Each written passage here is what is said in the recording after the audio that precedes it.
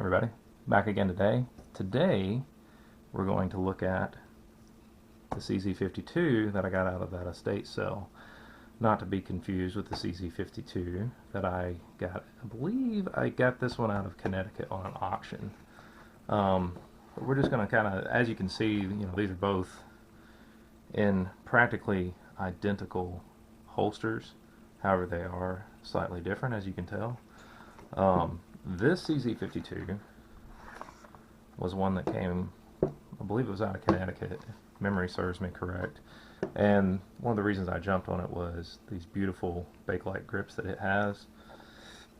Obviously one side has a lot more color to it than the other side, but still a very nice pistol nonetheless. And yes, YouTube, as always, these are unloaded. Do a chamber check. There's nothing in the chamber. This gun is indeed safe, and it is handled in a safe environment. So we're going to set this aside. What we're going to focus on today is one of those other pistols that I got out of that estate sale. Now you will notice right off the bat that this one does not have the same grips. This one has some sort of, appears to be aftermarket CZ grips. Both were manufactured in 1954. This is not one of the rare 9mm conversions or one of the aftermarket 9mm conversions. Both of these are chambered in 7.62 by 25 Tokarev.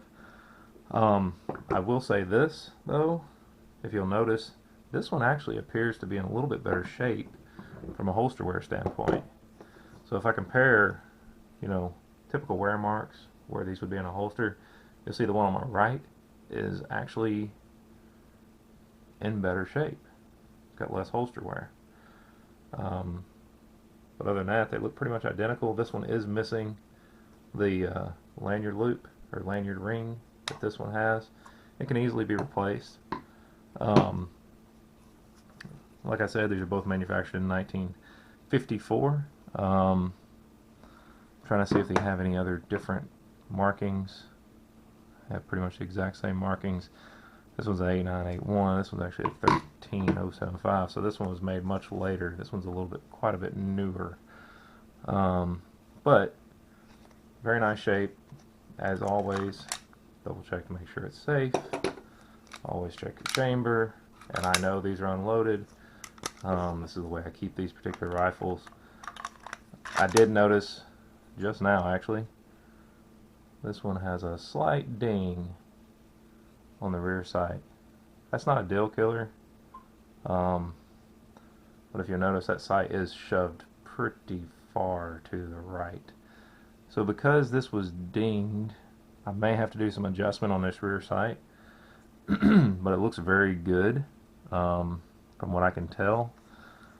And just by way of introduction, and you guys saw in one of my previous videos, I did order, I believe I put it in a previous video, I'm not real certain now.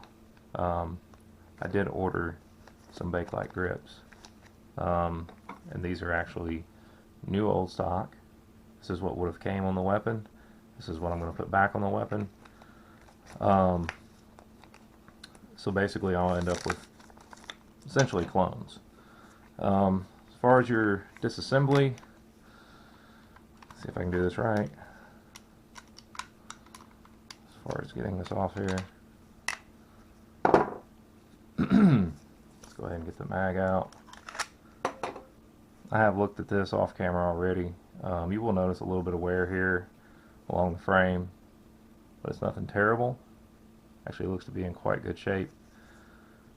And of course, if you look at your inside of your slide, it's been very well taken care of.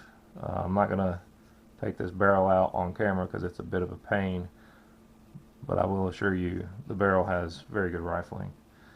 So anyway, that is my second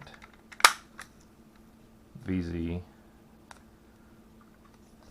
or CZ52 that I acquired. It's always fun to get these things back together. Just like the other one, what it came with that cleaning rod and came with an additional magazine. It's pretty much how all of them were imported.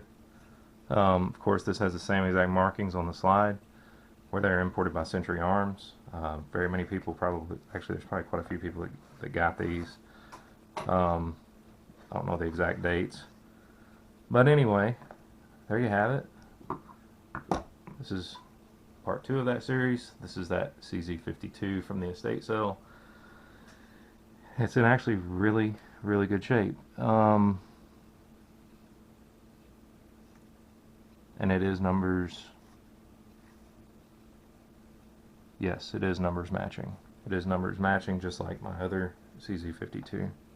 So it's pretty cool to have 2 of these that are numbers matching and in almost exact same shape.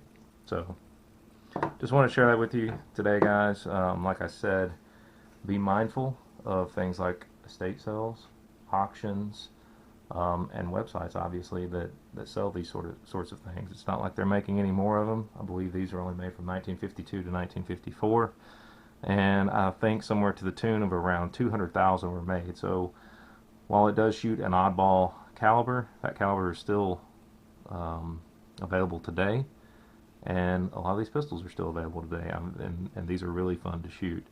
When I get some time, get some better weather, may do a little bit of range time with these, but they're pretty cool, especially with that delayed or with that roller locking mechanism for the bolt. So just wanted to let you guys, or share this with you guys. Like I said, be on the lookout for different places like that to find stuff like this.